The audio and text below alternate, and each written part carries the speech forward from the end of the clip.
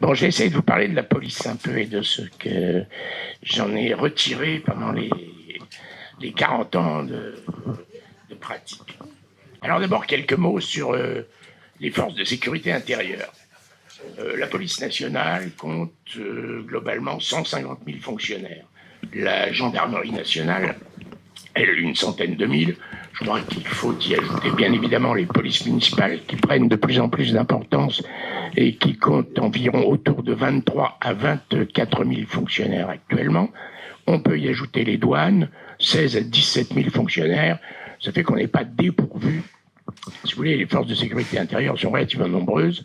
Et aujourd'hui, je crois qu'il faut y ajouter la sécurité privée qui prend une place de plus en plus importante dans ce paysage de la sécurité intérieure. Et il y a 200 000 employés dans les entreprises de sécurité privée, ce qui ne manque pas de poser de problème parce que ces entreprises de sécurité privée sont toutes de qualité et de compétences très, très variables. Or, on le voit, elles reçoivent de plus en plus de délégations de services publics quand il y a des manifestations, des fêtes foraines, etc. C'est la plupart du temps des entreprises de sécurité privée qui contrôlent les accès à la fête foraine, etc. Donc ça pose un réel problème, d'autant que ces entreprises sont contrôlées de manière assez aléatoire, pour ne pas dire moins. Voilà ce qu'est la sécurité intérieure en France, à peu près aujourd'hui. Le nombre de crimes et délits que les services de police et la justice, bien évidemment, parce que nous sommes inséparables, ont à traiter, sont de 3,5 millions à 4 millions par an. Ça paraît extrêmement important. En fait, il faut relativiser parce qu'il y a quand même entre 700 et 800 000 de ces faits qui se rapportent à des délits commis contre les véhicules automobiles, vol de voitures, dégradation de voitures, etc. Le reste étant des cambriolages, et un peu en bas de l'échelle, le nombre d'homicides, c'est pas le pire. On est un pays relativement sécure. Il y a autour de 700 homicides par an commis en France, ce qui est relativement peu pour 70 millions d'habitants. On est dans, c'est bien évidemment 700 de trop, mais on est dans une norme qui est tout à fait acceptable. D'ailleurs, la sécurité, c'est une histoire de normes acceptables ou pas acceptables. On n'arrivera jamais, quoi qu'en disent certains, à une sécurité totale, à la sécurité absolue. C'est un peu comme la maladie. On n'arrive jamais à éradiquer la maladie. Le tout, c'est que ça ne prenne pas des proportions telles que ça empêche les gens de vivre. Et on le voit bien en ce moment avec la maladie. La pandémie actuelle a empêché la vie sociale et l'empêche toujours plus ou moins. Il ne faut pas que l'explosion ou des délits empêche les gens de pouvoir aller, venir, de pouvoir aller au cinéma, au restaurant, etc. On est un peu dans les mêmes problématiques, d'ailleurs, qu'il s'agisse de la maladie ou de la criminalité. La criminalité, je pense que c'est une maladie du corps social.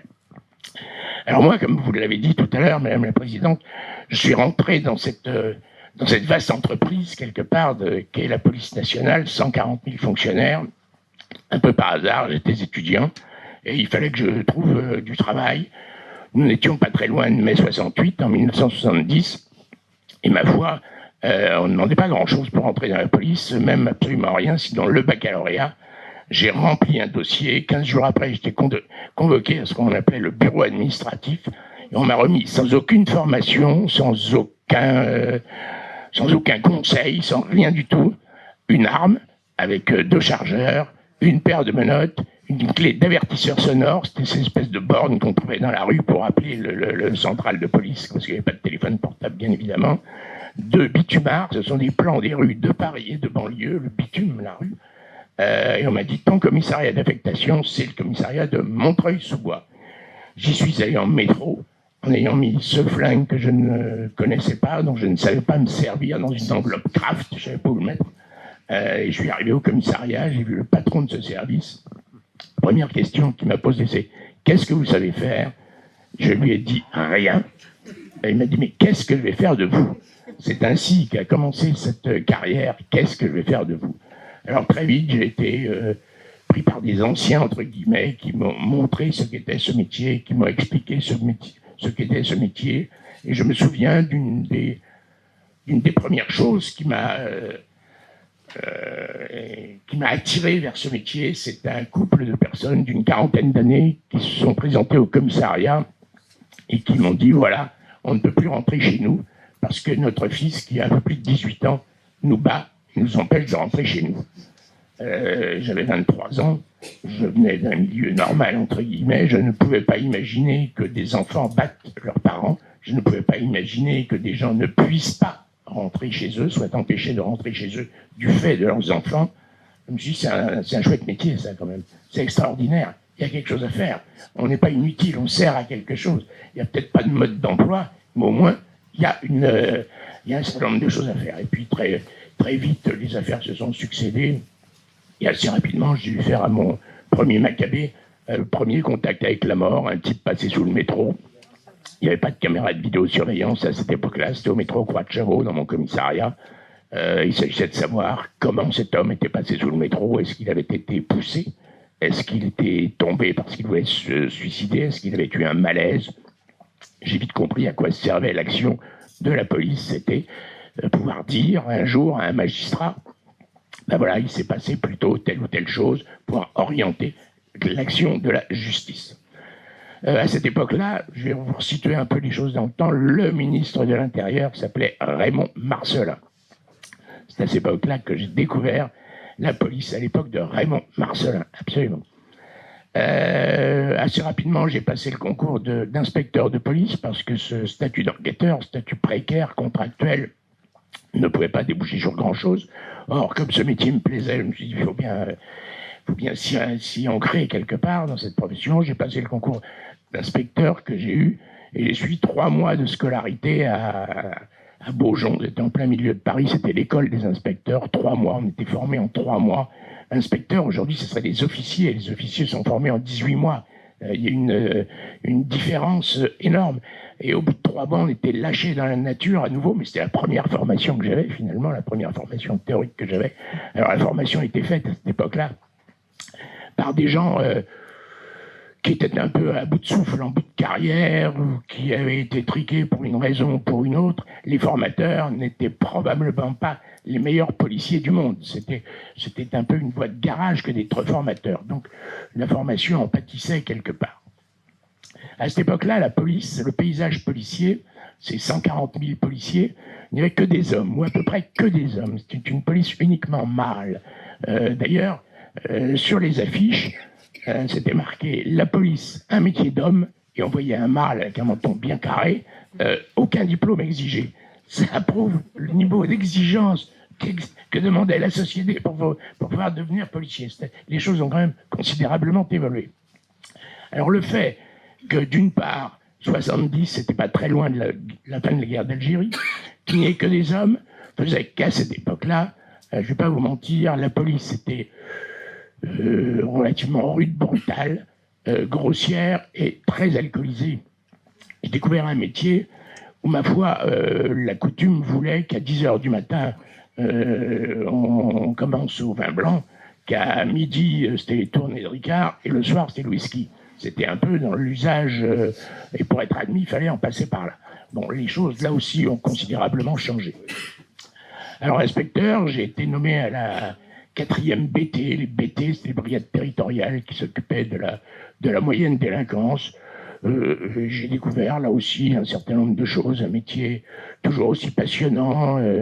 J'ai failli ne jamais passer le concours de commissaire parce que ça me plaisait. Mais finalement, je me suis dit, c'est idiot, je viens d'avoir ma maîtrise de droit, une maîtrise, autant passer le concours. J'ai donc allé à l'état-major de la police judiciaire et j'ai passé le concours de commissaire de police qui m'a emmené à Saint-Cyr-au-Mont-d'Or. Saint-Cyr-au-Mont-d'Or, c'est dans la banlieue de Lyon. Et je fais partie de la première promotion de commissaire de police qui intégrait 4 femmes. Les 4 premières femmes commissaires de police ont fait partie de ma promotion. Certaines sont connues aujourd'hui, Martine Monteil, je ne sais pas si vous en avez entendu parler. Voilà, oui, bien sûr. À l'époque, le ministre, c'était Michel Poniatowski. Oui. Absolument. À ma sortie d'école, de l'école de commissaire, la scolarité durait 2 ans, c'était une alternance entre des cours théoriques et une formation pratique. J'étais dans un cabinet de délégation judiciaire, ça n'existe plus, mais enfin, et j'ai eu affaire à une affaire assez exceptionnelle. C'est une explosion de gaz qui a eu lieu dans Paris, rue Raynouard, où 3 immeubles ont été soufflés Et je me souviens, dans ce quartier, le 16e arrondissement de Paris, quartier extrêmement paisible d'habitude, où on entend un chat passer ou un chien traverser, ces 3 explosions successives ont créé un choc terrible, d'autant qu'il y a eu plus de 150 blessés et une vingtaine de morts. Le dernier des morts, les 2 derniers morts, on les a retrouvés 15 jours après les explosions. C'était 2 malheureuses femmes qui avaient essayé de prendre l'ascenseur pour monter au dernier étage de l'immeuble où se trouvait leur chambre de bonne, et l'ascenseur, sous le fait de l'explosion, avait quitté ses rails quelque part, c'était désaxé, et elles ont été mortes intoxiquées par les fumées qui montaient dans la cage d'escalier. Je me souviens de ces 2 corps, les mains crispées sur la grille pour essayer d'ouvrir cette porte-là. C'était une scène de guerre. 20 cadavres autopsiés, des autopsies à la file pour savoir de quoi ces victimes étaient mortes, et pour trouver les causes de l'accident, parce que c'était un accident, c'était très long. On a mis une bonne quinzaine de jours à trouver que c'était un tuyau de 1 mètre de diamètre, un tuyau de gaz qui s'était fendu sous l'effet d'un léger glissement de terrain. Les tuyaux de gaz à l'époque étaient des tuyaux en fonte cassante, et les mouvements de terrain pouvaient faire en sorte que ces tuyaux cassaient. Et il y avait une brèche importante qui s'était produite dans ce tuyau, si bien que le mélange air-gaz, 10% de gaz et 90% d'oxygène, rend le mélange détonnant, et à chaque fois qu'une mécanique d'ascenseur se déclenchait, ça créait une étincelle, et ça provoquait l'explosion dans les sous-sols. C'est comme ça que ces 3 immeubles ont été entièrement soufflés. C'est toujours assez impressionnant. Toujours dans ce cabinet de délégation judiciaire, qui faisait un peu tout, c'était un peu le fourre-tout. J'ai eu affaire à une plainte, la plainte de Mocky. Je ne sais pas si vous vous souvenez de Jean-Pierre Mocky, ce metteur en scène qui est mort aujourd'hui, qui avait écrit un scénario, et il s'était aperçu que son scénario qu'il avait confié à Louis de Funès, en fait, avait été tourné par les frères Fechner sous le nom de La Zizanie. C'était son scénario type qui lui avait été volé quelque part. Donc il avait déposé plainte avec constitution de partie civile. Cette enquête a été marrante parce que j'ai eu l'occasion, et c'est en ça que ce métier est passionnant, d'entendre Louis de Funès, Annie Girardot, les frères Fechner, etc., jusqu'au jour où d'un seul coup, Mocky a retiré sa plainte. On n'a pas compris tout de suite pourquoi, mais c'est simplement que les frères Fechner, comme on avait saisi les bobines du film, le film était en panne, les frères Fechner ont payé Mocky, il me l'a dit plus tard, j'ai été grassement payé, j'ai gagné beaucoup mieux ma vie en déposant plainte que si mon scénario avait été acheté. Après ce passage en cabinet de délégation judiciaire, je me suis retrouvé dans un commissariat de quartier. Et ça, l'expérience du commissariat de quartier a été pour moi irremplaçable. Ça a duré 2 ans, c'est pas très long, dans le 12e arrondissement de Paris. Mais à cette époque-là, j'ai réellement fait, je crois, de la police de proximité. Ces commissariats de quartier qui n'existent plus aujourd'hui, et c'est tout à fait dommage, étaient gérés par des petites équipes de policiers entre 10 et 20. Des policiers en civil, si bien que les gens, la population, n'hésitaient pas, n'avaient pas peur de l'uniforme, il n'y avait pas de crainte. Les gens rentraient au commissariat pour déposer plainte, bien sûr, quand ils avaient été victimes de quelque chose, mais ils venaient discuter au commissariat, ils venaient parler au commissariat, et parler de la vie du quartier, parler de ce qui se passait dans le coin. Nous les écoutions, et le simple fait de les écouter, de recevoir, quand il y avait des tapages, des histoires de tapage, de recevoir les deux protagonistes, apaisait les choses de manière considérable. Ça n'avait pas, alors bien sûr, ça n'avait pas une action, c'était pas une action spectaculaire, c'était pas mesurable, c'était pas chiffrable, mais c'était un facteur, j'en suis convaincu, de paix sociale, et ça rendait la police accessible à tous. Ces commissariats de quartier ont été supprimés. C'est vrai que ça coûtait cher parce que c'était des petites unités disséminées dans Paris. Il vaut mieux regrouper le regroupement et faire des économies d'échelle. Je pense que la disparition de ces services a été quelque part une connerie parce que, je vous dis, c'était la vraie police de proximité. Les commerçants venaient au service raconter ce qui se passait, tout ce qui se savait dans le coin. C'était une expérience irremplaçable. Et puis, ma foi, quartier Bel Air, j'ai quitté ce quartier, et puis je me suis retrouvé par hasard, un peu par hasard, choisi par le commissaire Broussard. Je ne sais pas si certains d'entre vous ont entendu parler de Robert Broussard, le célèbre Robert Broussard, pour devenir son adjoint. Son adjoint précédent le quittait pour aller au STUP, il cherchait un adjoint. Il avait sélectionné une dizaine de types de mon âge. Ma foi, c'est tombé sur moi quelque part. Donc en 81, époque d'un changement important dans la vie sociale, puisque c'est Mitterrand qui était élu à cette époque-là de faire nommé ministre de l'Intérieur, et je me retrouve, sans que tout ça n'ait rien à voir, mais en fait c'est pour resituer les choses dans le temps, adjoint de Broussard. La BRI, j'ai découvert un service assez extraordinaire.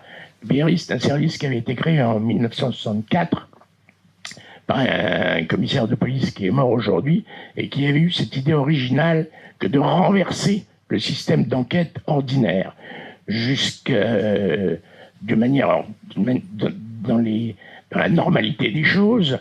La police agit de la manière suivante: une plainte est déposée, un fait est commis, une plainte est déposée, et la police enquête pour essayer de trouver le ou les auteurs du crime ou des délits qui a été commis.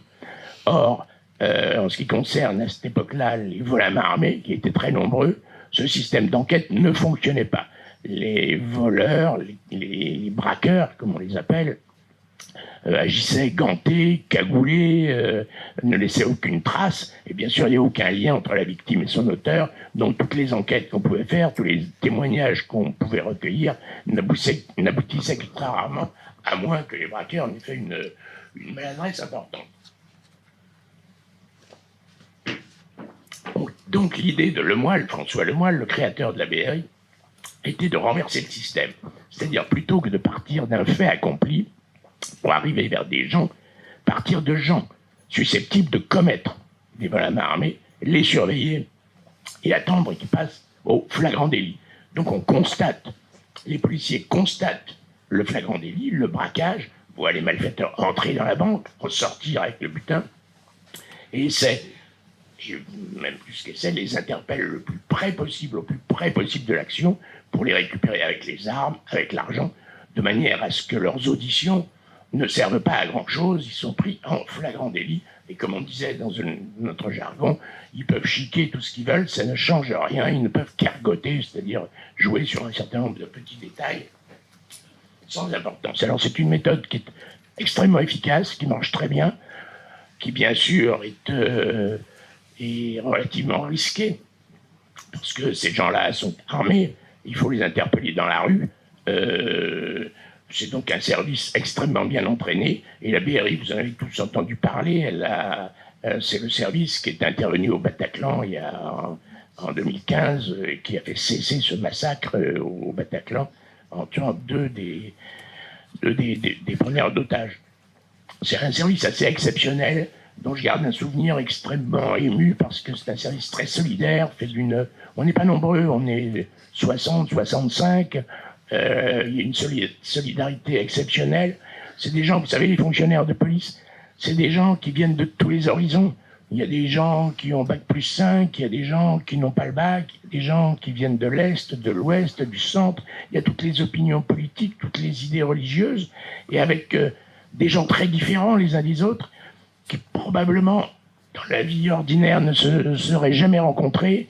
On arrive à faire des équipes extrêmement solidaires et soudées pour toujours. C'est des gens que je vois toujours. On a plaisir, même plusieurs années après, plusieurs dizaines d'années après, on a toujours plaisir à se voir, à se rencontrer, à déjeuner ou à dîner ensemble, et à se raconter nos vieilles histoires.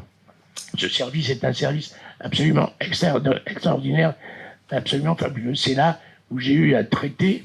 Alors ça, c'était mon premier passage, parce que je suis passé 2 fois, en tant qu'adjoint une première fois. On a eu cette prise d'otages dont vous parliez tout à l'heure, 60 otages pris au consulat de Turquie par 4 preneurs d'otages qui étaient armés, qui avaient des explosifs. Ça a duré plus d'une journée, cette affaire-là. Et heureusement, un des preneurs d'otages s'est lui-même blessé avec son arme, il s'est tiré une balle dans le pied. Ce qui a permis de négocier sa sortie pour qu'une ambulance vienne le chercher et faire cesser cette prise d'otage. Mais ça a été très long, très compliqué, et à tout moment, ça pouvait dégénérer, ça pouvait tourner à la catastrophe. Alors, c'est vrai que ce métier, on s'en aperçoit dans ces cas-là, on le vit tous les jours, c'est le métier de l'imprévu. Alors on a beau parler aujourd'hui beaucoup de formation, on parle des écoles, de la formation, et c'est très bien que les jeunes policiers soient formés, soient bien formés, etc. Mais former à l'imprévu, former des gens à l'imprévu, c'est difficile. C'est pas prévu, si vous voulez. Les écoles ont du mal à prévoir la formation à l'imprévu.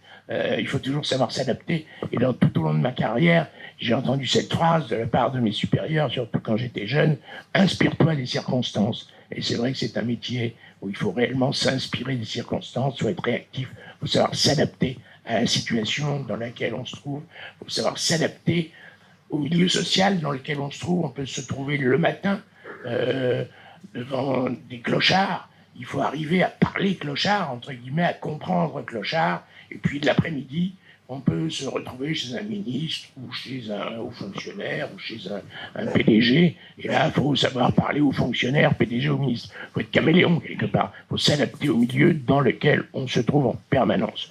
Toujours dans cette BRI, nous étions en 80, une loi d'amnistie avait libéré Rouillant et Ménigon. C'est pas une loi d'amnistie qui les visait eux, c'est une loi d'amnistie générale, mais qui englobait leur situation. Ils s'étaient donc retrouvés dehors, et la gauche, dans sa générosité ou sa naïveté, on le prend comme on veut, pensait que la gauche étant en pouvoir, Action Directe allait se calmer, que, ma foi, les idées de gauche correspondaient en plus à leurs idéaux, ça allait calmer ce mouvement. Il n'en fut absolument rien. Rouillant, Ménigon, Schleicher et toute la clique ont repris de plus belle leurs activités, ont refait sauter des banques, tous les intérêts américains, enfin des entreprises américaines, si bien que nous avons eu il n'y avait pas de service antiterroriste à cette époque-là, il n'y avait pas de service antiterroriste national à cette époque-là. Donc c'est la BRI, c'est mon service, puisque Broussard était parti au cabinet du directeur général.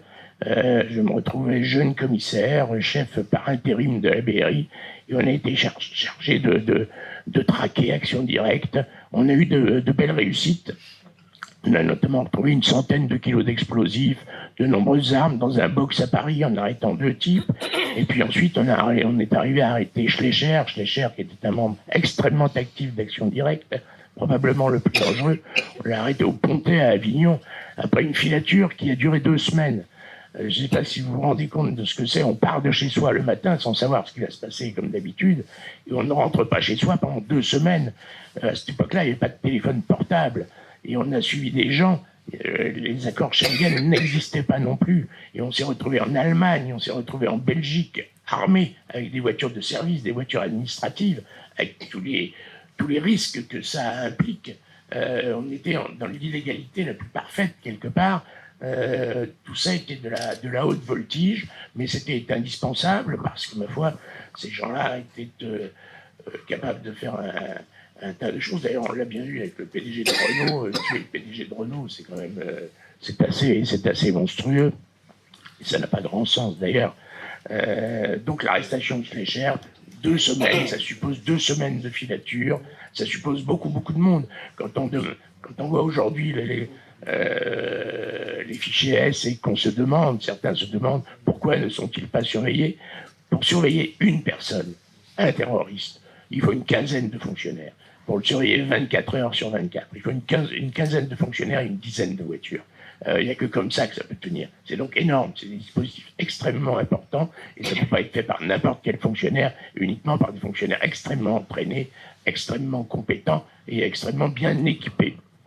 Donc c'est pas simple du tout. Donc voilà, c'est, si vous voulez, ce premier passage à la BRI qui a duré 4 ans. J'étais confronté au grand banditisme d'un côté, et puis au terrorisme de l'autre. J'ai souhaité quitter ce service parce que j'avais envie de retourner dans la vie normale, et je me suis retrouvé affecté en 85 dans un service qui s'appelait la 6e DPJ. 6e DPJ qui couvrait 3 arrondissements de Paris pour la police judiciaire. C'est à cette époque-là que Jox a été nommé ministre de l'Intérieur, et tous aujourd'hui, tous les policiers qui ont connu l'époque Jox s'en souviennent encore. Ça a probablement été le meilleur ministre de l'Intérieur, et je ne dis pas ça de manière partisane et politique. C'est un grand homme d'État, Joxe. La famille Joxe, d'ailleurs, que ce soit son père, Louis Joxe, Pierre Joxe, qui n'était pas du tout dans le même... Louis Joxe était un gaulliste, Pierre Joxe un mitterrandiste. Mais Pierre Joxe a été un grand ministre pour plusieurs raisons. D'abord, il a ouvert les femmes, il a ouvert la police aux femmes. Il a ouvert, désolé, il a ouvert les portes de la police aux femmes. Jusqu'à présent, il y a quelques femmes commissaires de police, pas de femmes officiers de police, très peu de femmes gardiens de la paix. Depuis, ça a changé. C'est pas encore l'équilibre parfait.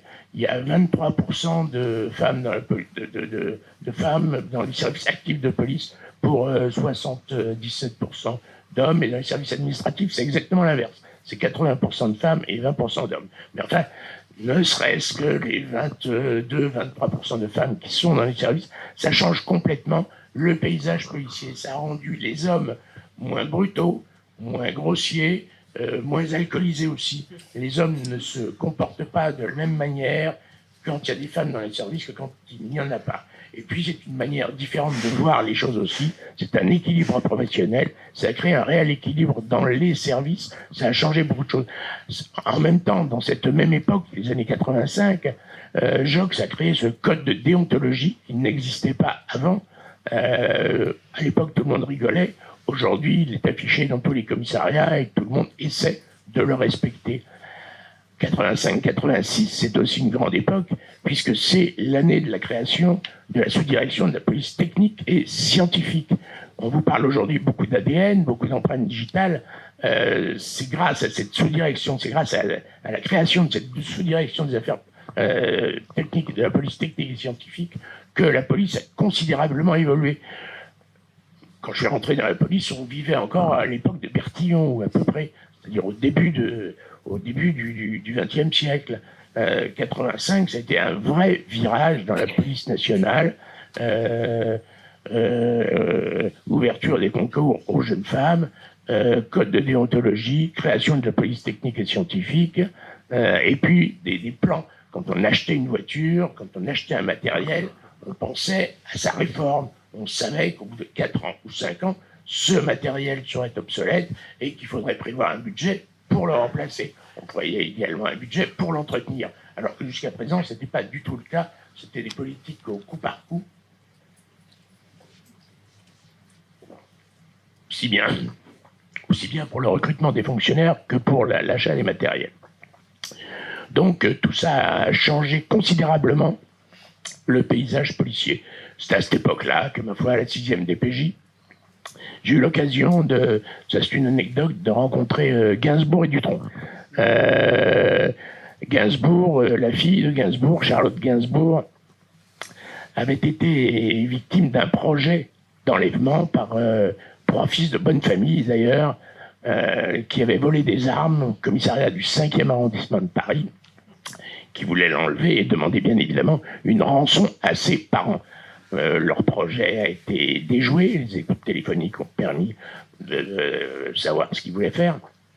Donc ils ont été arrêtés, mais Serge Gainsbourg était inquiet parce que ces 3 garçons se revendiquaient d'action directe.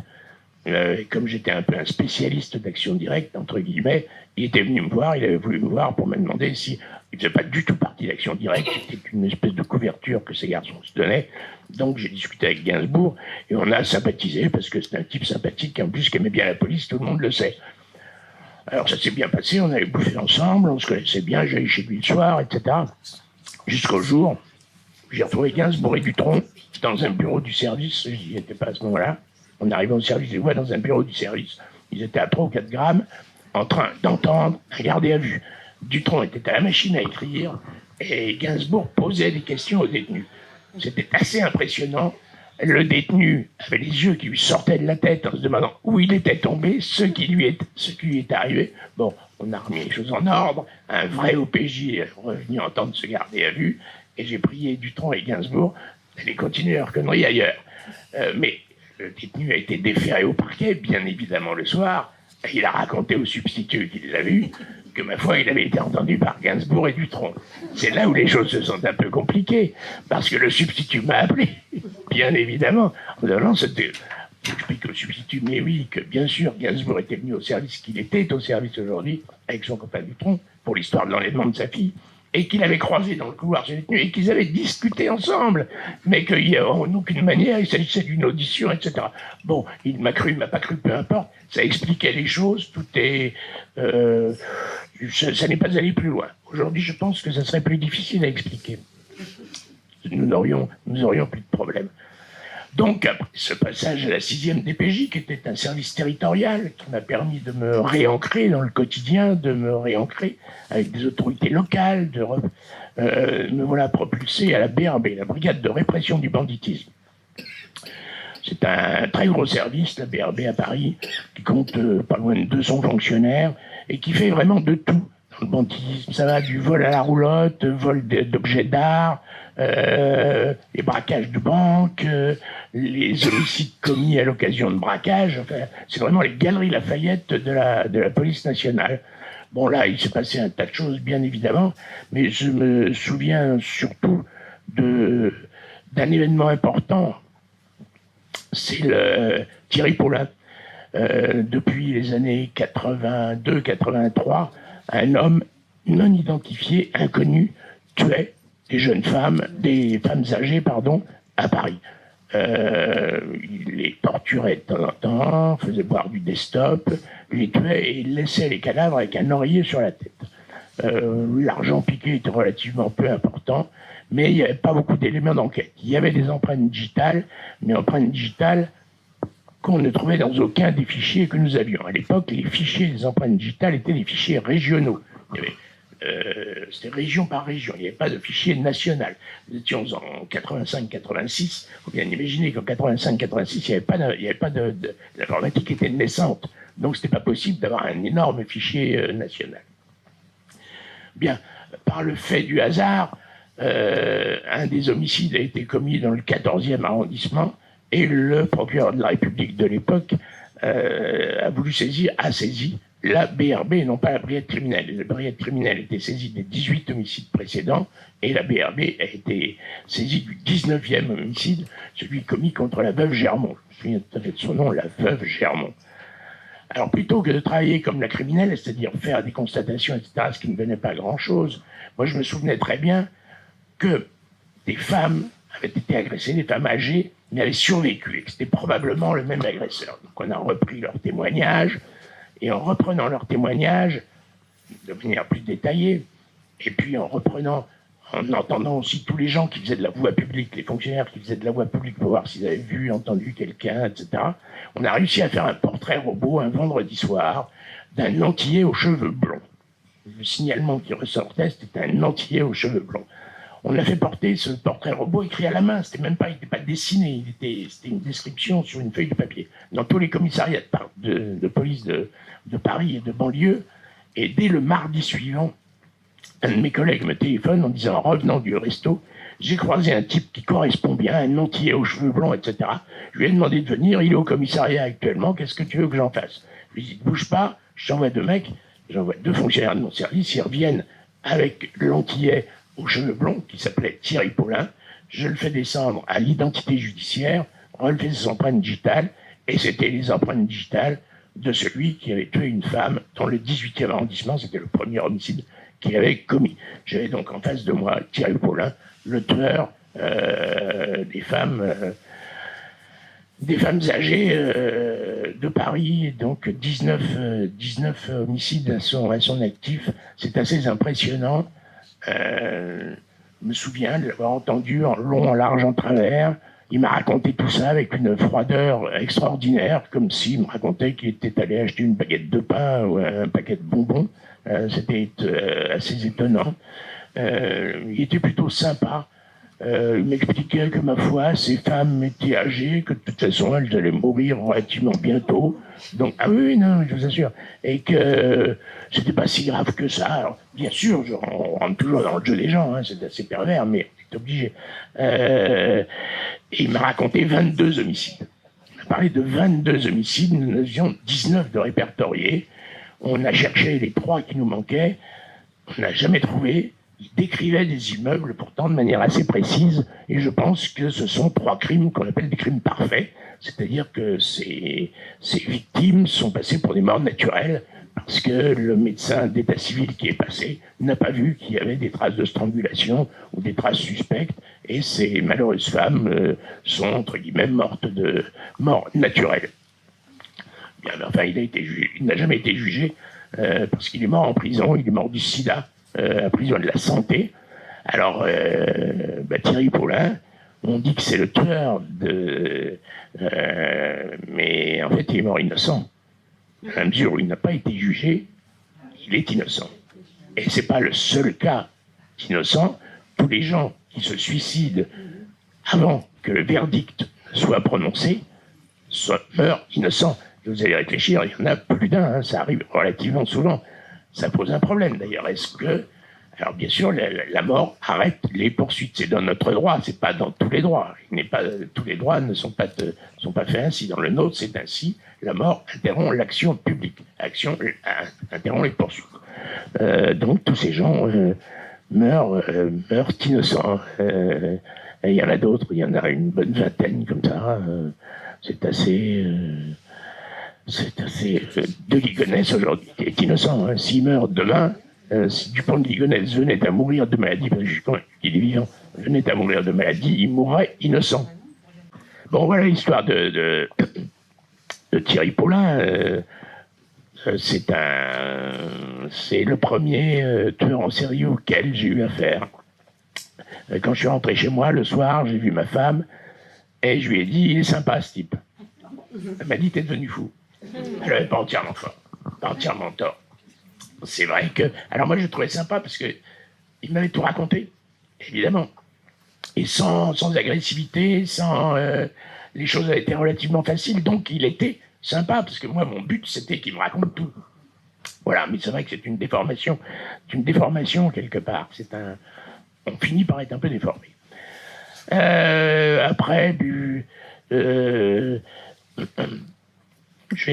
la BRB, je me retrouvais à la 4e BT, là, je vais vous raconter une histoire d'informateur. Ce parcours dans le temps est une manière d'aborder un certain nombre de problématiques. J'avais un informateur depuis un certain temps qui m'apportait de très belles affaires, parce que ma foi, il n'y a pas de police judiciaire sans informateur. Il faut bien avoir des tuyaux, il faut bien avoir des rencarts. Et la source humaine est ce qu'on fait de mieux. Il y a des sources téléphoniques, des sources techniques, mais la source humaine, c'est quand même ce qu'il y a de plus réel, de plus concret. C'est celle sur laquelle on peut agir. Donc cet informateur vient me dire « Ah, tu sais, il y a eu un braquage de commis dans une bijouterie à Fontenay-sous-Bois. Je sais où sont les bijoux. » On était un vendredi soir, je dis « Ouais, bah, c'est bien, tant mieux.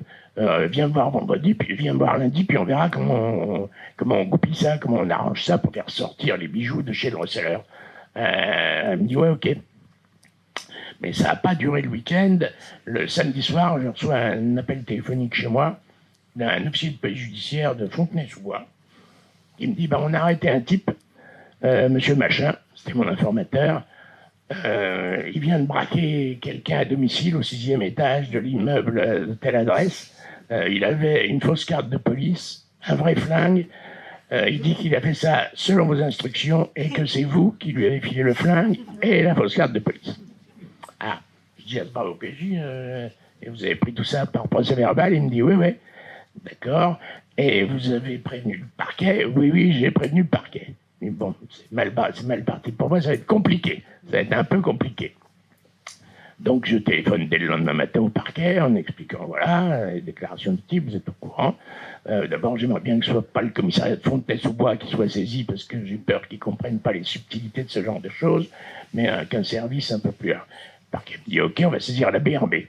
Mais même à la BRB, mon informateur continue à affirmer que c'est moi qui ai fait. Bon, je suis entendu également, bien sûr que c'est pas moi qui ai filé un flingue, etc. Bon, l'histoire est... Mais enfin, lui, c'était une manière... Il essayait de s'en tirer comme ça. Alors, j'ai bien sûr été convoqué par la juge d'instruction saisie de cette affaire, qui m'a cru qu'à moitié. Hein. Je me suis dit, je vais me retrouver mis en examen. C'était à 2 doigts, enfin. Donc, la manipulation des indices est très difficile. En fait, ce type, il me l'a dit après. Ce qu'il voulait faire, c'était braquer lui-même le premier receleur, s'emparer des bijoux, revendre ses bijoux à un second receleur et me dénoncer le second receleur. C'est bien qu'il gagnait sur tous les tableaux. Et il gagnait de l'argent en revendant les bijoux à un second receleur, et il gagnait mon estime, entre guillemets, en me balançant ce type. Donc on ne sait jamais très bien ce qui se passe en dessous. La manipulation d'informateurs, c'est quelque chose d'extrêmement casse-gueule, et j'ai quelques collègues, notamment un, pour une affaire de stup, qui s'est retrouvé en prison, qui a été condamné à 4 ans de prison. Alors, finalement, 4 ans de prison, quand on est commissaire de police pour un trafic international de stup, c'est pas beaucoup. C'est donc que les magistrats eux-mêmes n'étaient pas réellement convaincus. Mais 4 ans de prison, quand on est commissaire de police, et qu'on n'en fait même que 2, parce que la peine, enfin, on a liberté conditionnelle, c'est énorme. Donc j'allais le voir toutes les semaines en prison, en retirant mes lacets, ma ceinture, etc. C'est la solidarité policière. Mais enfin, c'est un métier casse-gueule, parce que ces informateurs, il faut bien, d'une part, on ne sait pas tout, ils ne nous disent pas tout, c'est évident. Et puis il faut bien qu'on leur promette, qu'on leur donne un certain nombre de choses, qu'on ferme les yeux sur un certain nombre de choses. Il y a une espèce de marché compliqué qui fait qu'on est borderline. Au moment où on traite avec des informateurs, on est toujours borderline. Il y a des magistrats qui le comprennent et qui ne veulent pas tout savoir. Aujourd'hui, les magistrats sont plus intransigeants, je crois, qu'à mon époque. Ils veulent tout savoir, ils voudraient tout maîtriser. Et là, c'est de temps en temps un peu gênant. Bien, après toute cette histoire, je me retrouve à nouveau chef de la BRI, là, pendant une longue période, de 89 à 97. C'est long, c'est trop long d'ailleurs.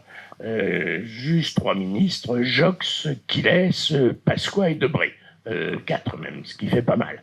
À cette époque-là, il se passe... Alors, il y a bien sûr un certain nombre de vols à main armée. On assiste à la naissance du terrorisme islamiste, c'est dans ces années-là, les années 90-91. D'ailleurs, je ne sais pas si vous vous souvenez du gang de Roubaix. Le gang de Roubaix, en 96, je crois, on a fait passer ça pour du droit commun. Mais en fait, ce n'était pas du droit commun du tout. C'était des terroristes liés à la Bosnie. Mais Jean-Louis Debré, qui était ministre de l'Intérieur à l'époque, a dit « c'est du droit commun ». C'est du droit commun, ce n'est pas du terrorisme, de peur d'effrayer la population. Mais je pense qu'on a commis une erreur en déclarant ça, parce qu'on n'a pas pris la mesure de ce qui nous attendait. On ne l'a découvert qu'après. Alors, ces années 90, 80, elles sont extrêmement importantes dans la police. Surtout l'année 95. L'année 95, c'est Charles Pasqua, qui est ministre de l'Intérieur. Charles Pasqua, que j'ai rencontré personnellement à l'occasion de Human Bomb, d'ailleurs. La prise d'otage à l'école de Neuilly, je ne sais pas si vous en souvenez. La BRI est intervenue dans cette affaire. On a réussi à libérer ces enfants avec leur aide et à neutraliser, entre guillemets, Eric Schmitt, qui était un malheureux... C'était un pauvre type, hein, c'était un chef d'entreprise ruiné, etc., qui voulait se suicider, mais pas se suicider seul, il voulait se suicider avec des enfants. Ça tombait mal. Bon.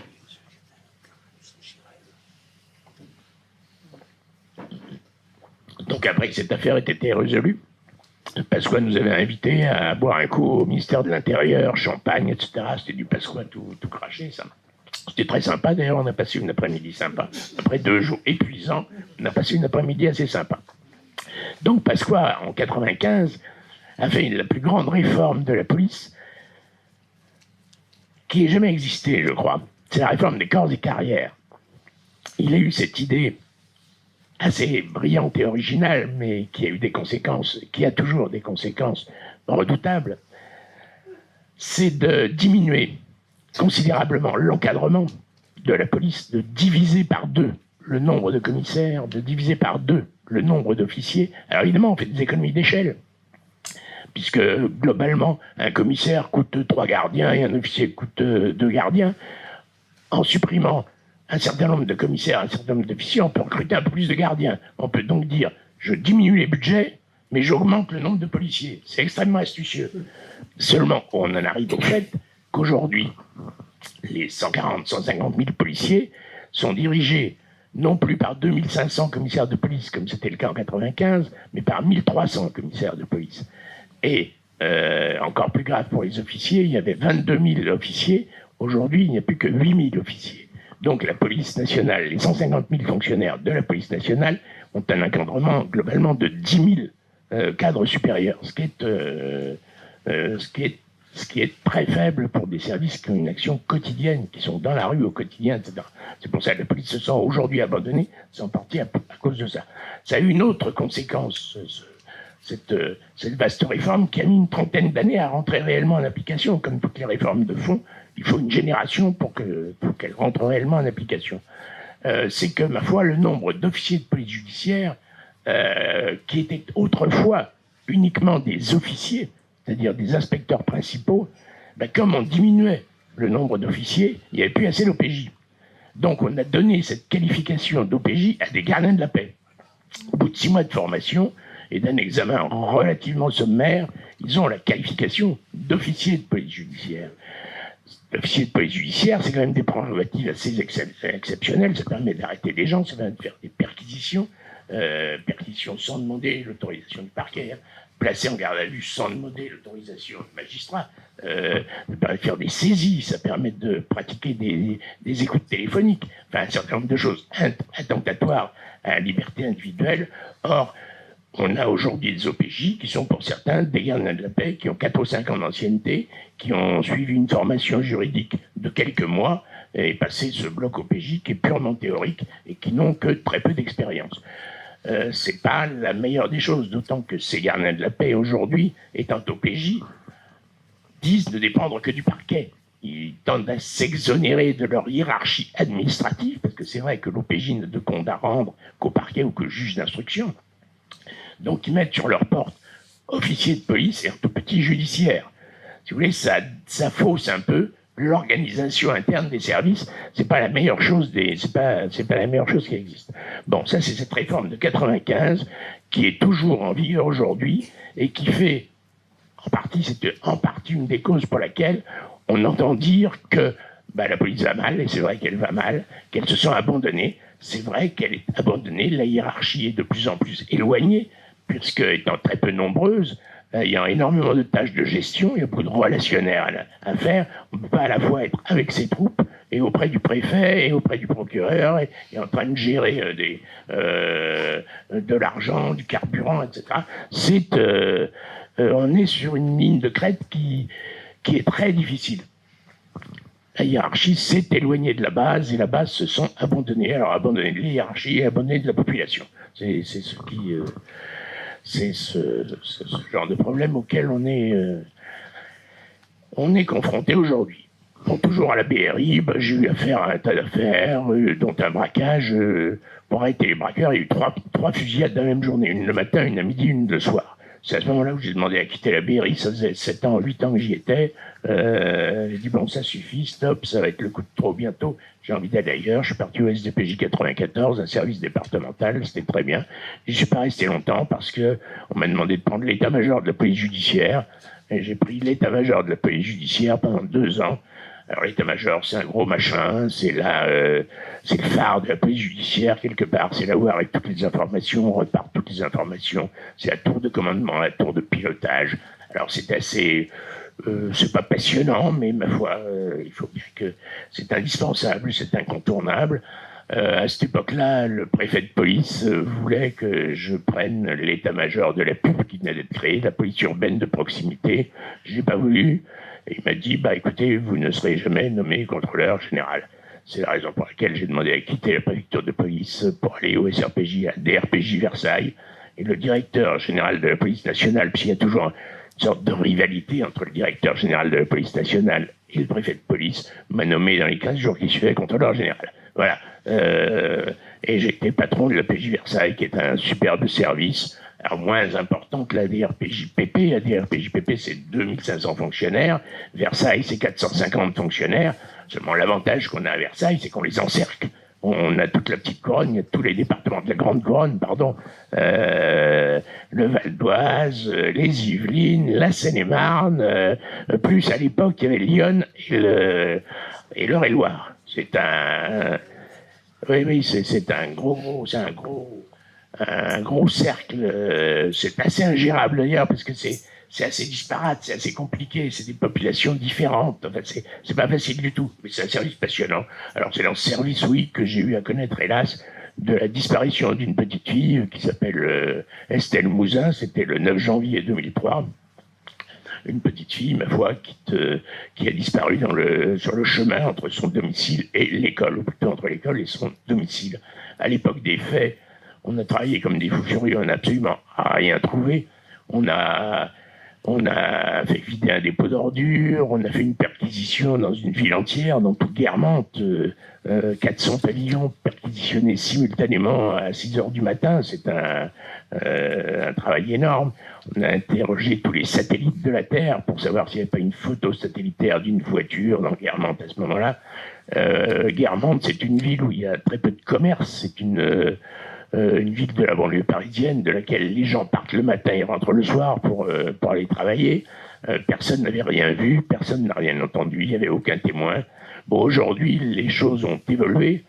Monique Olivier a parlé de Fourniret en Pointillé, mais il est mort maintenant, reconnu avoir enlevé cette enfance qui est tout à fait vraisemblable, et même très très vraisemblable, puisqu'une trace ADN a été retrouvée sur un matelas dans une des propriétés de Fourniret, ou plutôt une propriété de la sœur de Fourniret. Alors la trace ADN, c'est une trace ADN extrêmement partielle, mais néanmoins, ça conforte ce que Fourniret a reconnu en creux quelque part, parce qu'il fait jamais des aveux en relief, mais c'est toujours en creux. Oui, ce pourrait être moi, je n'en m'en souviens pas, mais ce n'est pas impossible que, etc. C'est assez compliqué. C'est une affaire qui a été très douloureuse pour tout le monde, parce que c'est inconcevable, inadmissible qu'une petite fille puisse, dans un pays comme le nôtre, un pays civilisé, un pays organisé, disparaître sans laisser de traces, sans que personne ne voit rien, sans qu'on ne sache rien. Alors on a, dans les jours qui ont suivi, interpellé beaucoup de gens. On s'est aperçu que le concubin d'une des femmes de ménage de l'école était connu pour des histoires d'attouchement sexuel sur mineurs. Alors on est bien sûr allé le chercher, ni deux. Ce pauvre garçon avait un QI voisin de 20, il savait à peine lire, à peine écrire. On lui a demandé, bon, alors c'était pas lui, c'était évident, et pourquoi il était connu pour attouchement sexuel sur mineur. Il me dit, il y a 4-5 ans, j'avais été interpellé par les gendarmes parce qu'il y a une petite fille qui avait été violée près de là où j'habitais. Les gendarmes m'ont posé des questions, puis quand je répondais mal, j'avais peur, alors je répondais autre chose. Ils me demandaient est-ce qu'elle avait une jupe. Je disais oui, vous avez des gros yeux, alors je disais non, etc. Tant c'est si bien que j'ai fini par décrire la petite fille telle qu'elle était réellement, alors que je ne l'avais jamais vue. Il s'est retrouvé au placard de cette façon-là. L'ADN a prouvé que ce n'était pas lui. Donc il a été libéré, mais en attendant, pendant qu'il était en prison, il a été entendu à 4 ou 5 reprises par des services différents qui avaient des affaires, des affaires sexuelles sur des mineurs. Si bien que dans le fichier qu'on appelait à l'époque le STIC, qui s'appelle maintenant le TAJ, le traitement des antécédents judiciaires, il apparaissait à 4 ou 5 reprises comme ayant été entendu, comme ayant été impliqué dans des affaires d'attentats, d'agression sexuelle sur mineurs. Ces fichiers sont redoutables quand ils sont mal utilisés. On peut se retrouver alors que ce type-là n'a jamais rien fait de sa vie. Alors ce fichier, le FNAG, ce fichier des empreintes génétiques, a été créé en 2000 après l'affaire Guy Georges. À chaque affaire, si vous voulez, après chaque échec, après Thierry Paulin, on a créé le FAED, le fichier automatisé des empreintes digitales, puisque on s'est aperçu, j'ai oublié de vous le dire tout à l'heure, que les empreintes de Thierry Paulin étaient répertoriées à la prison de Toulouse, elles étaient également répertoriées dans le Nord, mais qu'on ne pouvait pas faire coïncider les empreintes relevées dans le Nord et celles relevées à Paris. Donc, on a créé, la sous-direction de la police technique et scientifique a créé, avec une entreprise privée, le FAED, le fichier automatisé des empreintes digitales. C'était un énorme progrès. On pouvait comparer et des empreintes relevées sur une scène de crime à Lille avec quelqu'un d'arrêté à Marseille, ou des empreintes sur une scène de crime à Toulouse et à Bordeaux, etc. Ce sont des machines qui, grâce à l'informatique, tournent 24 heures sur 24. Et dans les années 2000, eh bien, on a créé ce gros fichier que le FNAG à la suite de Guy Georges. Guy Georges est ce tueur de l'Est parisien qui a tué et violé 8 jeunes femmes et dont les empreintes génétiques étaient relevées, dont l'ADN était relevé sur un certain nombre de crimes, mais qu'on ne pouvait pas identifier. Et c'est le juge Thiel qui, en faisant des réquisitions à tous les laboratoires qui avaient travaillé sur de l'ADN, et c'est le laboratoire de Nantes, de génétique de Nantes, qui d'ailleurs a dit bah, ce type c'est Guy Georges. Je me souviens, j'étais chef d'état-major à l'époque. Hélas, dès que Guy Georges a été identifié, la radio et RTL notamment a balancé son nom sur les ondes avant qu'on l'arrête. On s'est dit il va nous passer, on va le louper, il va se tirer. Et dès le matin, on a mis en place dans Paris un dispositif de surveillance extraordinaire. Tout ce qui pouvait tenir debout comme fonctionnaire de police était debout à la sortie de métro, dans les aéroports, aux arrêts de bus, etc. C'est ainsi qu'il a été arrêté à 9 h du matin. On a fait imprimer 10 000 photos, etc. C'était un travail en quelques heures. On a été très réactifs et ça a fonctionné. Voilà, si vous voulez, ce qu'est ce parcours dans la police avec des évolutions extraordinaires. Je suis donc rentré à une époque où c'était vraiment la police à papa. On travaillait 2 par 2 ou à peu près avec des moyens extrêmement rudimentaires. Il n'y avait pas beaucoup de voitures, il y avait très peu de moyens techniques. Et puis aujourd'hui, il y a des moyens beaucoup plus importants. La police technique et scientifique a fait son œuvre. Est-ce qu'on est passé d'une police de l'aveu, comme on le dit de temps en temps, à une police de la preuve technique? C'est pas si simple que ça. Bien sûr que la police technique nous aide considérablement dans nos enquêtes, et évidemment que ça permet d'identifier des gens. Dans une enquête criminelle, l'aveu reste quand même essentiel. Vous savez, quand on fait une enquête, la police technique, les auditions, les témoignages, ça permet de recueillir un certain nombre de pièces du puzzle. Mais il y en a, on se demande si elles rentrent dans le puzzle, et dans quel sens elles se mettent, etc. Dans un homicide, il y a en général 2 personnes. Il y a la victime et l'auteur. La police technique et scientifique, elle fait parler la victime à sa manière. La médecine légale fait parler la victime aussi. Et puis il y a l'auteur qui sait un certain nombre de choses, et que l'auteur, c'est le seul qui sache un certain nombre de détails. Donc recueillir ces aveux, c'est essentiel, et ça sera essentiel pour les assises, pour que les jurés puissent avoir une vision assez claire des choses, de manière à ce qu'ils puissent juger le plus exactement possible. Et notre métier, quand on fait de la police judiciaire, c'est d'apporter aux juges, d'apporter aux jurés un certain nombre d'éléments qui leur permettent de juger du mieux possible, du plus précisément, du plus exactement possible. C'est pas autre chose, la police judiciaire, mais c'est quelque chose de très difficile à faire, de passionnant aussi, parce que on passe d'une prise d'otage, une trentaine de prises d'otages. Sur les 31 prises d'otages que j'ai eu à connaître, il y en a une trentaine qui se sont bien passées, et une qui s'est mal passée, où on a été obligé d'abattre le preneur d'otage. C'était la seule manière de régler le problème sans qu'il y ait trop de casse. Donc, si vous voulez, en général, les choses se passent plutôt bien. C'est un curieux métier. C'est un métier où on a affaire à tous les malheurs du monde. C'est un peu comme on est un peu les médecins d'une société malade qu'il faut guérir du mieux possible. Alors, je ne sais pas si on guérit, on élimine beaucoup, la prison élimine, la prison... Alors la différence avec la médecine, si vous voulez, ça m'a toujours fait réfléchir, c'est que ma foi, quand on envoie quelqu'un à l'hôpital, en général, quand il sort de l'hôpital, il est en meilleur état que quand il y est entré. Quand on envoie quelqu'un en prison, il est en plus mauvais état en sortant que quand il y est entré. La prison, ça coûte cher. Et le résultat, alors bien sûr, ça prive de liberté, ça prive pendant le temps où le détenu est en prison, il ne se passe rien, il ne commet pas d'infraction, il ne commet pas de crime ou de délit, mais en sortant, il est tout aussi et même parfois plus dangereux que quand il est entré. C'est donc que ça ne fonctionne pas. On est dans une forme d'échec quelque part, mais on n'y réfléchit pas ou on évite d'y réfléchir. Ça supposerait probablement de l'argent, ça supposerait probablement trop d'argent. Et est-ce que les gens sont prêts à... Alors évidemment, les hôpitaux ont besoin d'argent, les écoles ont besoin d'argent, les prisons, on les oublie un peu en disant, ma foi, c'est pas urgent, mais c'est quand même assez embêtant, surtout dans cette société où la délinquance augmente régulièrement. Entre l'urbanisation a fait que la délinquance augmente, l'éclatement des familles fait que la délinquance augmente. Or, la prison ne s'est pas améliorée, les services sociaux, c'est pas brillant. Les stupes, ça explose. C'est un vrai problème que les stupes, ils sont apparus dans le paysage délinquentiel en France dans les années 90. Il y a une loi, des lois qui datent de 1971, qui font que la détention de stupes est absolument interdite. Un gamin qui détient un demi-gramme de stupes est passible d'une peine de prison. C'est bien, prohibition totale.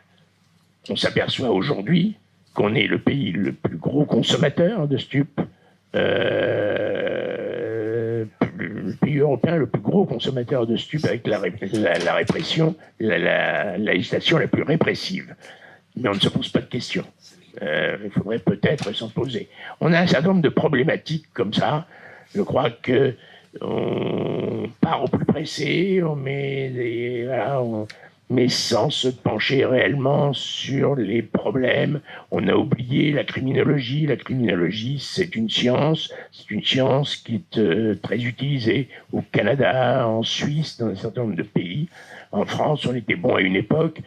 Aujourd'hui, on l'a mise de côté, ou la criminologie s'est elle-même mise de côté. Elle est revendiquée par un certain nombre de personnes qui ne sont pas en fait des criminologues, qui sont des marchands de sécurité. Je ne sais pas si vous voyez de qui je veux parler, vous les voyez à la télé souvent.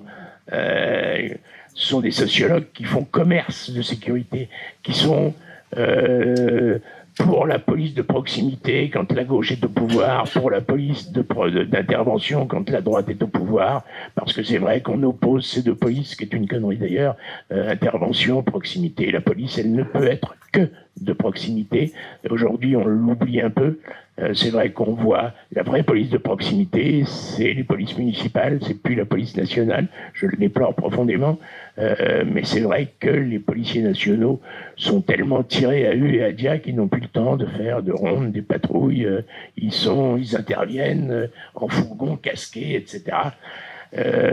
Autre problème, toujours parler des gardiens de la paix. Aujourd'hui, les gardiens de la paix eux-mêmes ne s'appellent plus gardiens de la paix.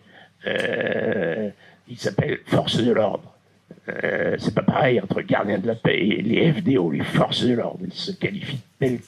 Alors, c'est pas du tout la même chose, c'est deux conceptions de la police qui sont quand même très différentes. Est-ce qu'on est des forces de l'ordre ou est-ce qu'on est des gardiens de la paix? C'est des problèmes politiques. C'est des problèmes politiques auxquels il faudrait réfléchir, donc il faudrait débattre. Plutôt que de débattre de chiffres, de broutilles, quelque part, de détails, c'est des problèmes de fond. Mais on oublie un petit peu tout ça. Voilà, je crois que j'ai été assez long comme ça. Je pense que vous avez peut-être des questions à poser.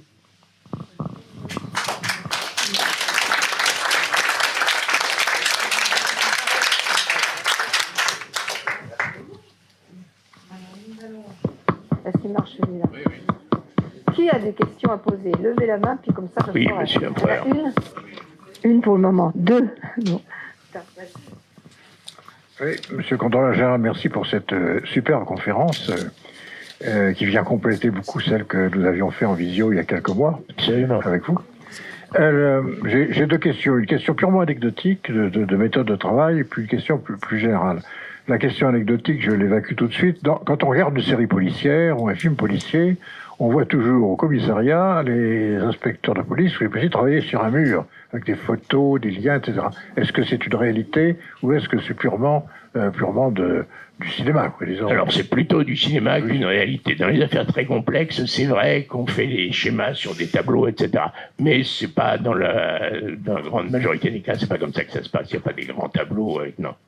Alors maintenant, on se sert beaucoup de l'informatique. Il y a des tableaux informatiques qui sont faits avec des logiciels de rapprochement, notamment Anacrim, ça s'appelle Anacrim, qui fait en fonction de ce qu'on donne à ce logiciel, bien sûr, et qui fait des rapprochements entre des numéros de téléphone, des numéros de voiture, des adresses, des signalements, avec des lignes qui partent de l'un à l'autre, qui relient tel numéro de téléphone à telle voiture, ce qu'on ne pourrait pas faire sur un mur. Non, maintenant, c'est beaucoup plus, c'est plus informatisé que ça. Ma deuxième question, vous n'avez pas parlé, est-ce que vous pouvez nous en dire quelques mots de la coopération internationale? Alors la coopération internationale, Quand j'étais jeune, elle n'existait quasiment pas, sinon via Interpol, mais c'est une coopération uniquement de transmission de renseignements, de transmission de fiches. Hein. C'est pas du tout une police internationale. Il n'y a pas de police internationale, ça n'existe pas. La coopération internationale, elle se fait maintenant au niveau de l'Europe. Il y a Europol qui fait que on peut passer, il y a les accords de Schengen et Europol. Les accords de Schengen font qu'on peut passer d'un pays à l'autre sans avoir, on avise, mais on ne demande pas l'autorisation, on a un droit de suite quelque part, et on se fait relayer par la police du pays dans lequel on se trouve. C'est extrêmement important, on n'est pas obligé d'interrompre une filature comme j'aurais dû le faire à l'époque d'Action Directe à une frontière, on peut poursuivre à l'extérieur, et on communique très facilement les renseignements. Si vous voulez, Europol, c'est un espèce de bâtiment où il y a des représentants de toutes les polices européennes. On téléphone à son correspondant français qui va taper à la porte d'à côté du correspondant italien ou peu importe, en lui demandant est-ce que tu connais, est-ce que tu peux chercher dans tes fichiers si un tel est connu. Et on a la réponse dans l'heure qui suit ou dans les 2 heures qui suivent. C'est informel, ça marche très très bien, ça fonctionne très bien. Donc, au niveau européen, c'est super. Au niveau international, c'est plus compliqué parce que les législations ne sont pas les mêmes, parce que chaque pays, bien sûr, est jaloux de ses prérogatives, mais néanmoins, on a la police française a des représentants quasiment dans toutes les ambassades du monde. Il y a des attachés de police dans toutes les ambassades du monde qui sont nos relais. Quand on a besoin de savoir quelque chose au Burkina Faso ou en Chine ou en Inde, on téléphone à l'ambassade française, on est mis en relation avec l'attaché de police qui, avec les services locaux, ça dépend des rapports qu'il a avec les services locaux, bien sûr, mais qui se débrouille avec les services locaux pour pouvoir nous fournir un certain nombre de renseignements. Et puis sinon, il y a la coopération beaucoup plus officielle, quelque part, qui se fait par le biais de commissions rogatoires internationales. Un juge d'instruction envoie à un pays étranger une commission rogatoire lui demande d'enquêter sur un tel ou une telle, sur tel ou tel événement, et ça, le pays qui reçoit la commission rogatoire l'exécute ou ne l'exécute pas. Il fait absolument ce qu'il veut. Voilà, mais il y a une réelle coopération internationale qui s'est avérée complètement indispensable et qui l'est de plus en plus, on le voit avec, alors, bien sûr, les stupes. Les stupes, c'est quelque chose qui circule, c'est transfrontière complètement. Le proxénétisme aussi. Le terrorisme, on l'a bien vu avec les attentats de 2015. Alors, ce qui est étonnant avec les attentats de 2015, c'est que ceux qui commettent les attentats, ils les commettent localement. Ils sont nés à Paris ou dans la région parisienne, ils commettent des attentats à Paris, mais ils vont se former. Ils sont allés se former en Syrie, en Irak, etc. Donc, ils ont traversé un certain nombre de frontières. D'ailleurs, c'est comme ça un peu qu'on les a loupés. Je ne vous ai pas parlé de la suppression des renseignements généraux, mais c'était trop long. Mais enfin, la coopération internationale existe, et elle existe de plus en plus et de mieux en mieux. Monsieur le contrôleur, est-ce que vous avez vu le film Bac Nord, dont on dit qu'il est très réaliste? Dans ce film Bac Nord, on voit un commissaire qui demande à ses équipes de réaliser un gros coup pour démonter un réseau de dealers. Ces gars lui disent, pour faire ça, il va falloir qu'on soit un peu limite et plutôt borderline. De la limite. Et ces policiers, une fois que l'opération est faite, sont désavoués par leur patron. Est-ce que cet ensemble-là est réaliste et qu'est-ce que vous pensez de la position du commissaire? Alors, j'ai vu 2 films, j'ai vu Bac Nord et j'ai vu Les Misérables aussi, qui sont 2 films qui traitent de la même problématique, avec des angles différents. Alors, sur Bac Nord, j'ai trouvé qu'il était fantastique ce film. J'ai aimé ce film. Enfin, j'ai été touché. J'ai vécu quelque chose. Là. Alors pour moi, c'est impossible qu'une hiérarchie désavoue ses collaborateurs. Pour moi, personnellement, c'est pas concevable. Vous savez, quand j'étais commissaire de police, mes fonctionnaires m'appelaient papa. De patron, j'étais devenu papa. C'est assez original, mais c'est touchant et ça m'a toujours touché. Je les appelais mes enfants d'ailleurs, parce que je me sentais responsable de leur vie quelque part. Et mon plus gros souci, ça a été qu'ils puissent rentrer tous chez eux le soir après une opération plus ou moins risquée. Bon, donc c'est pas. Mais aujourd'hui, la hiérarchie est tellement éloignée des fonctionnaires. Je connais des fonctionnaires à Nantes qui ne connaissent pas, qui n'ont jamais vu la tête de leur directeur, qui est pourtant dans le même immeuble, la DDSP à Nantes et oui, ils n'ont jamais vu leur patron. Alors moi, ça me désespère quelque part, Parce que c'est pas étonnant après, s'ils sont mal dans leur peau, mal dans leur basket, c'est comme ces entreprises modernes où les employés sont dirigés par un fonds de pension, donc il n'y a pas de tête, il n'y a pas de figure, il n'y a pas d'humanité. Ce métier ne peut être fait que d'humanité, qu'une grande cohésion entre la hiérarchie intermédiaire et les troupes sur le terrain. Vous savez, les troupes sur le terrain, c'est des gamins qui arrivent dans la police, c'est des gamins qui ont 20 ans, 21 ans, qui arrivent d'Alsace, de Bretagne, de Normandie, et qui se retrouvent à la Courneuve, à Aubervilliers, ou dans les cités dures de Nantes. Il faut les aider, il faut les soutenir, il faut être avec eux. Faut être avec eux à 6 heures du matin pour casser une porte. Et j'ai compris que tout changeait quand j'étais à Versailles. Un jeune officier de police, à l'école encore, 20 ans, est affecté dans mon service en stage.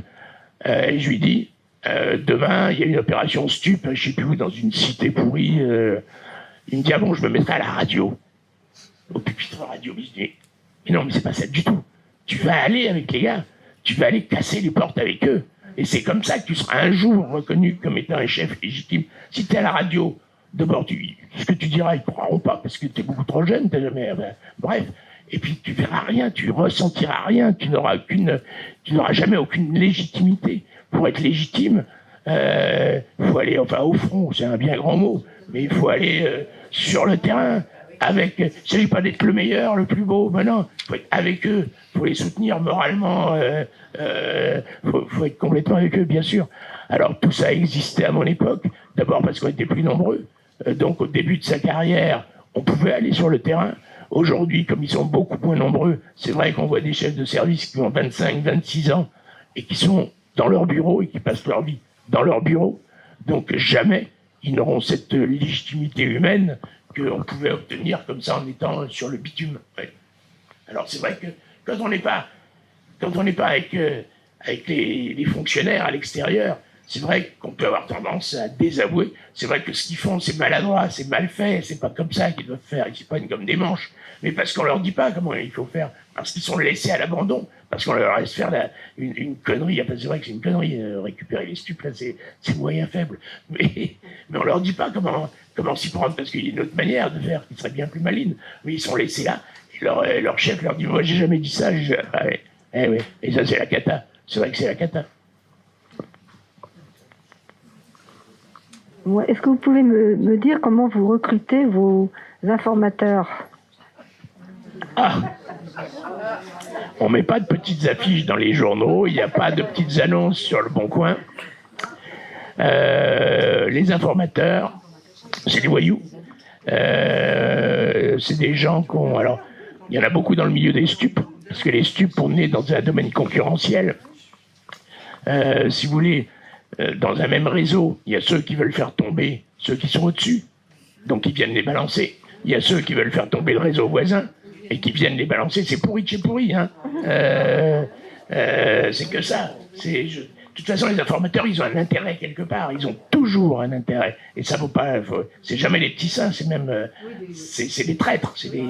Dans leur clan, c'est des traîtres. Donc, faut les concevoir comme ça. Faut jouer ami avec eux, etc.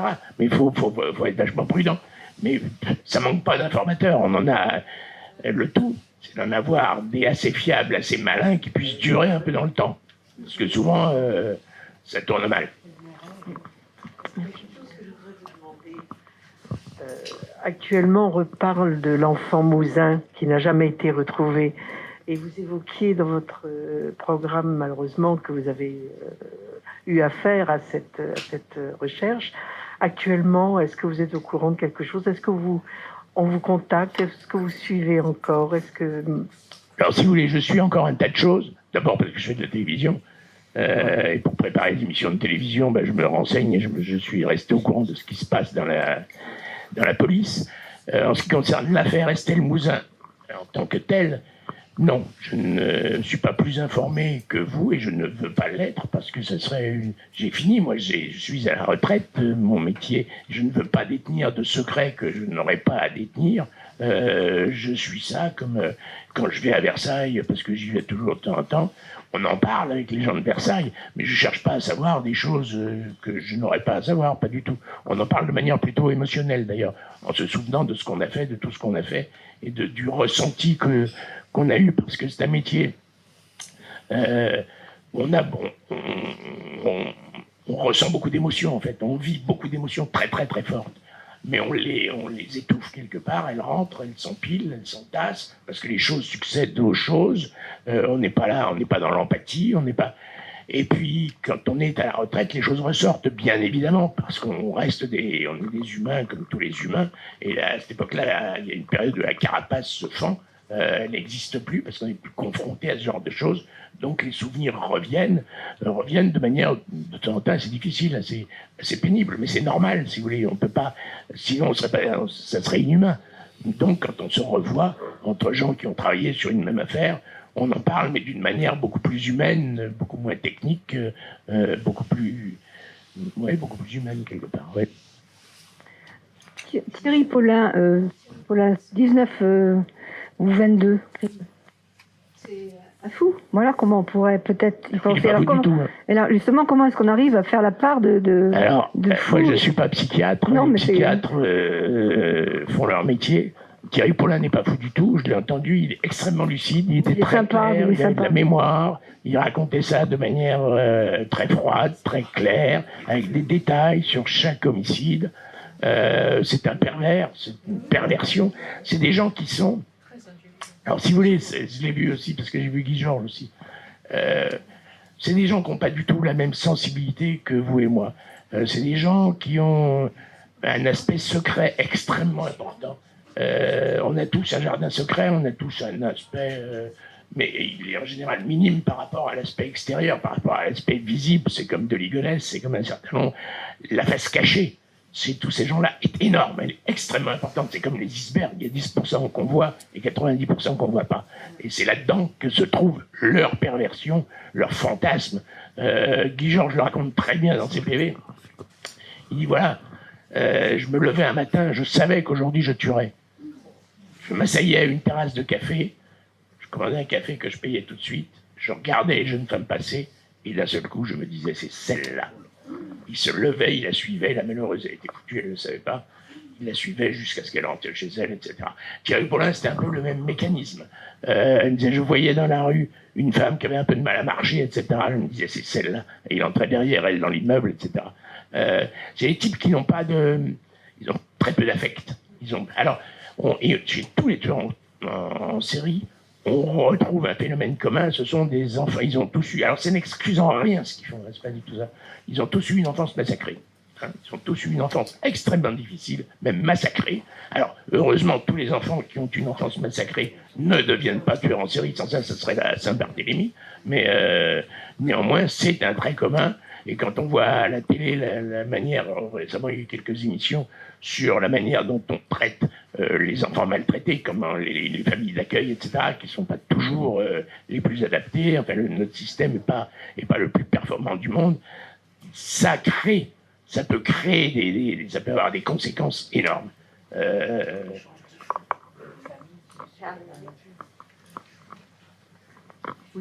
Est-ce qu'on peut dire deux mots de la coopération entre la police et la gendarmerie? Mais ça ferait peut-être l'objet d'une conférence. On peut même en écrire des bouquins et des bouquins. On peut même en écrire des tomes et des tomes. Alors, je vais être très clair.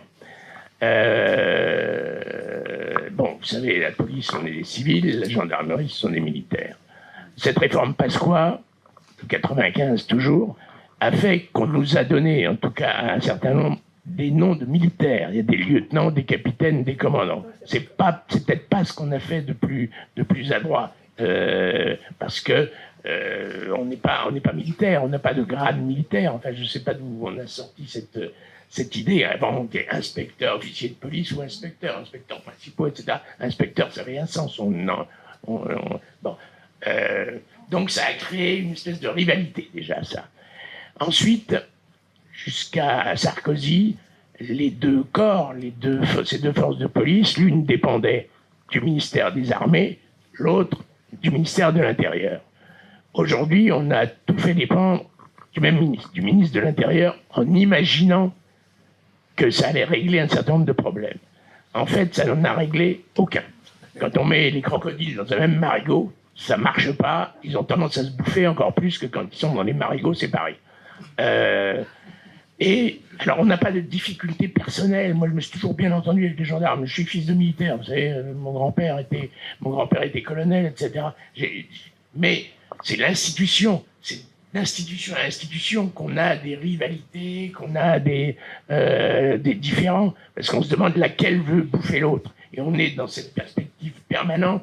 Est-ce que les gendarmes veulent bouffer les flics et les flics veulent bouffer les gendarmes? C'est-à-dire prendre les postes les plus intéressants là où ils sont. Il y a vraiment une rivalité dans la haute hiérarchie. Puis il y a de temps en temps des rivalités sur le terrain, mais les rivalités sur le terrain, elles existent aussi entre services de police. C'est vrai que c'est un métier de chasseur, entre guillemets, et qu'on n'a pas envie de laisser tomber son objectif, de le filer à quelqu'un d'autre. C'est assez compréhensible quelque part. Mais le fond du problème n'est pas là.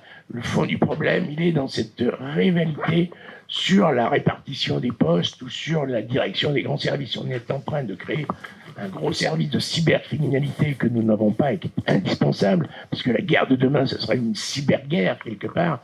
Les gendarmes en revendiquent le commandement, la police en revendique le commandement. Lequel des deux va gagner, je n'en sais rien. Nous avons créé un service il y a quelques années qui s'occupe toujours des cols de quai, c'est l'OCRVP, qui existe toujours et qui fonctionne. Les gendarmes ont créé un service à peu près similaire il y a quelques mois sur les cols de quai. C'est la même chose, ça se recoupe. À chaque fois qu'on crée, si les gendarmes créent quelque chose, la police essaie de recréer la même chose. Si la police crée quelque chose, les gendarmes, etc. On n'en sort pas de cette histoire qui nous coûte finalement une fortune, parce qu'on fait des doublons, des doubles emplois. À partir du moment où on divise les données, les recoupements sont beaucoup plus difficiles à faire. Si les gendarmes sont saisis d'une dizaine d'affaires, les policiers d'une dizaine d'affaires concernant un même criminel, ça va être beaucoup plus difficile de faire des synthèses, de faire des rapprochements. C'est pas une bonne chose. Mais pour l'instant, on n'en sort pas, on n'y arrive pas. Cette rivalité, elle existe toujours. Alors, il y a d'une part une rivalité d'ego personnel, puis d'autre part des rivalités de structure. C'est problématique.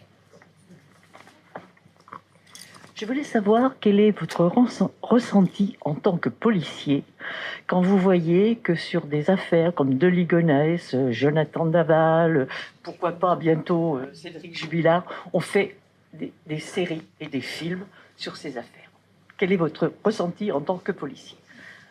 Alors, si vous voulez, j'ai un double ressenti parce que j'étais policier pendant près de 40 ans et maintenant je fais de télé depuis près de 20 ans. Alors, évidemment, c'est un peu compliqué. Je trouve que on est dans un monde où on communique de plus en plus. Le secret de l'instruction, c'est un peu un leurre, hein, c'est un peu une fiction. On ne peut plus rien n'est secret à l'heure d'Internet, etc. Qu'on le souhaite pas. C'est pas une histoire. Ça peut plus. On peut plus garder de secret, ça n'existe plus. Que la télé s'empare d'un certain nombre de choses, pourquoi pas. Le tout, c'est que ça soit bien fait et dans le respect et des familles. C'est ça l'histoire. C'est la qualité de l'émission qui compte le plus. Mais on peut pas le taire. Il n'y a que dans les pays totalitaires, en Chine ou en Corée du Nord, où on peut encore cacher un certain nombre de choses. Dans tous les pays démocratiques, l'information va à toute vitesse. Et alors c'est une chance que de pouvoir être informé d'un tas de choses. Alors bien sûr, il y a des dérapages, mais il n'y a pas de... il y a toujours des contreparties à tout, si vous voulez. Il y a pas... mais c'est bien de pouvoir communiquer, c'est bien de savoir. Le tout, effectivement, c'est le respect aussi bien de la présomption d'innocence que le respect de la famille des victimes. Mais les gens... Alors, ces affaires de faits divers, c'est vrai que ça passionne les gens. Hein. C'est vrai qu'il y a un public extrêmement important. Mais c'est vieux. Joseph Kessel a écrit dans Détective, Roland Barthes a écrit des très belles choses sur les faits divers. C'est pas... le fait divers, c'est passionnant quelque part, parce que c'est un fait de société, ça retrace une époque, ça retrace des mœurs, ça retrace une histoire politique aussi. Et puis, ma foi, que ce soit les victimes ou les auteurs, vous savez, moi j'aurais aimé dans ma carrière que les auteurs de crimes et de délits soient des monstres. On imagine toujours, avant de les identifier, avant de les arrêter, qu'ils ont des yeux qui sortent de la tête, des oreilles épouvantables, etc. Et en fait, on voit des gens comme vous, comme moi, comme tout le monde, c'est monsieur et madame tout le monde. Alors c'est aussi vrai pour la victime que pour l'auteur. C'est monsieur et madame tout le monde. Et tout le monde peut s'identifier à la victime, à l'auteur. Et on se demande, et c'est vrai que c'est un vrai questionnement, comment se fait-il que certaines personnes basculent dans l'horreur? Ça reste des humains, mais ils arrivent à commettre l'inhumain. Comment se fait-il que des humains arrivent à... Il n'y a que les humains pour faire ça. À franchir le tabou absolu. Le tabou absolu, c'est tuer. Comment, alors qu'il y a d'autres solutions. Vous savez, la plupart des féminicides pourraient se régler par des divorces, tout simplement. C'est quand même beaucoup plus soft. Enfin, voilà. Non, comment se fait-il que des gens tuent leur femme, parce que c'est souvent dans ce sens-là que ça se passe. Qu'est-ce qui se passe, en fait? Quel est le mécanisme qui fait qu'on en aboutit à ça? Ça, on a du mal à le décrypter, mais c'est passionnant. Donc nous, on va parler des livres, tous ces petits polars, avec un plus gros des deux côtés du miroir. Celui-là, c'est pas un polar. Non, c'est celui qui relate. Celui-là, c'est un peu ma vie dans la police, tout ce que je vous ai raconté tout à l'heure. Puis les autres, c'est des polars. Les autres, c'est une idée qu'on a eue. On parle de faits divers réels et on les écrit comme des polars. Les faits sont parfaitement exacts, c'est l'histoire réelle. Et l'auteur, la victime, c'est vrai. Et je fictionne les enquêteurs. J'imagine les enquêteurs en train de travailler, en train de parler entre eux. Alors, en les faisant parler, ils vous expliquent comment ils font une enquête, comment une enquête se passe, et puis quels sont leurs états d'esprit quand ils rentrent chez eux, etc. Les enquêteurs sont imaginaires. Donc il y a tout un échantillonnage. Une femme a disparu. L'affaire Anne Barbeau, ça se place près d'ici. Où ça? Je poussais ce truc-là. C'est pas très loin de Drancy. Ouais. Le mystère du pâtissier exécuté. L'affaire Christophe Bell. Technival sanglant. Ça, c'est une affaire qui est en Bretagne. Rencontre mortelle sur Internet. Et la clé de l'énigme. Voilà. Alors, c'est à Lorient, c'est un cadavre. Bon, je crois que s'il n'y a plus d'autres questions, on va pouvoir remercier le contrôleur général parce que c'était parfaitement passionnant. Merci beaucoup.